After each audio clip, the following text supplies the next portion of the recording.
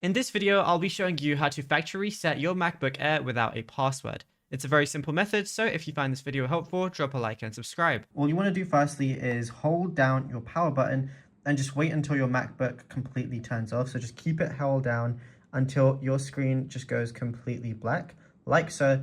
And now what you want to do is go ahead and hold down your power button again and just keep it held down. You're going to see this and it's going to say continue holding for startup options. So go ahead and keep it held, and now it's going to say load up starting options. So then now I can just let go of it and then just wait for the startup options to appear. Now it's going to look something like this. You're going to see your drive and you're going to see options. So just go ahead and click on options and then click continue like so, and then it's just going to be loading. It's going to then say select a user you know the password for, but I want to press forgot all passwords like so. Then it's just going to go into the little recovery mode and it's just going to be loading everything.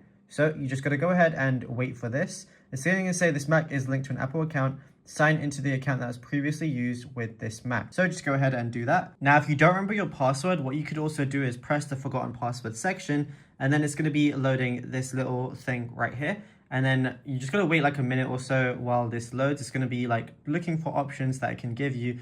But the most common option that it's going to go ahead and give you is this one, where it says, if you've forgotten your password, enter your email address or phone number that you use with your account to continue. So you're going to need one of these options.